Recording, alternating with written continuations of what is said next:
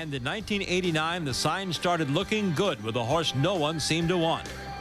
His name, Sunday Silence. The fact that I owned up with him really was sheer, as a blessing, you know. Call it luck or coincidence or whatever, but I feel, you know, it was a blessing because I raised him on the farm, but I bought him back for the fellow who owned him and took him the ticket at the sale, and he said they didn't want him.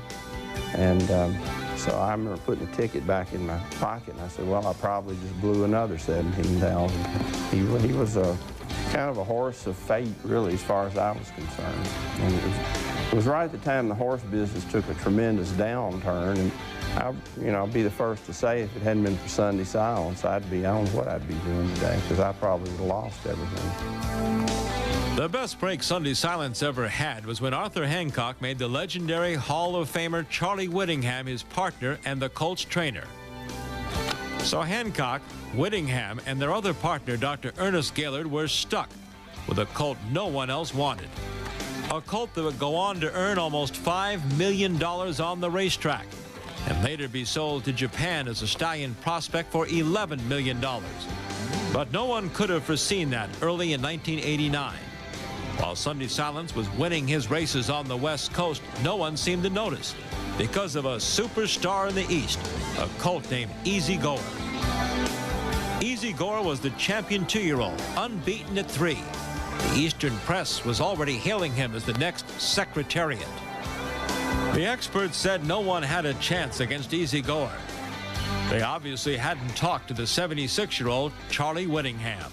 Well, Easy Goer had been unbeaten all year, and he was unbeatable. And so we get to Kentucky. Our horse trained good. He trained like a wild horse. He won the Derby here easy, and I thought, I told Arthur, I said, we'll beat this horse today. Well, I was really prepared for Easy Goer to beat us because everybody was talking about him as the next man of war. But anyway, we did win, and it was a big thrill to beat Easy Goer. And just to win the Derby, you know, it was the greatest thrill that I've ever had. His jockey, young Patrick Valenzuela, was confident. He went into the race so well.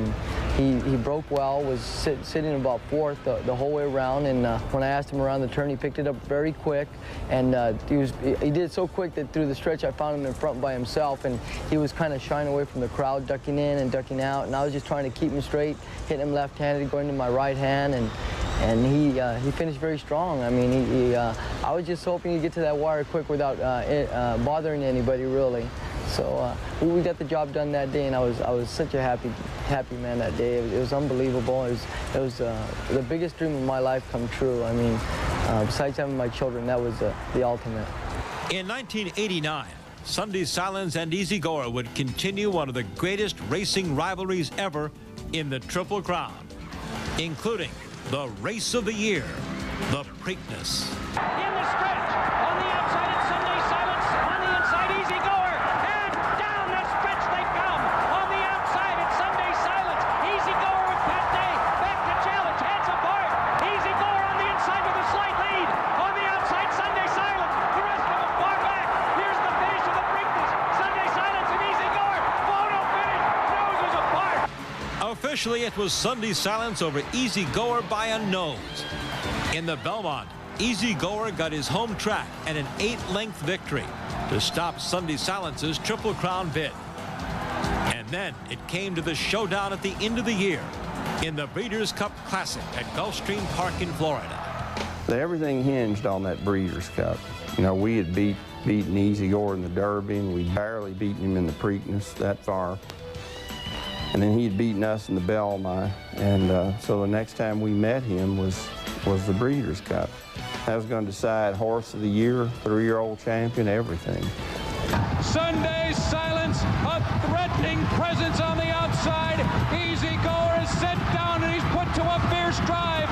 Coming to the final furlong, Sunday Silence surges to the front. When I saw we looked like we were going to win it, but I really wasn't sure. I just sort of dropped down on my knees and said, thank God for this victory, but please let him hold on. Easy Goer with 1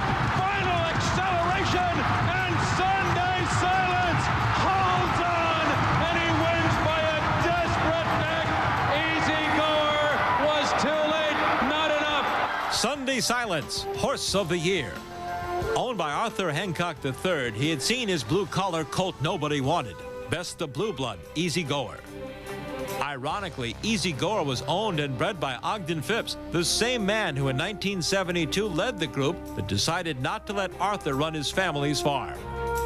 You know, when I was at Claiborne, Mr. Phipps was one of the executors, and as you know, I went out on my own, so you know, it was nice to be able to prove what I could do and to be able to show them, that, you know, and myself that you know, we could make something happen. And Sunday Silence made something happen in 1989, giving the Hancock family its third Kentucky Derby winner.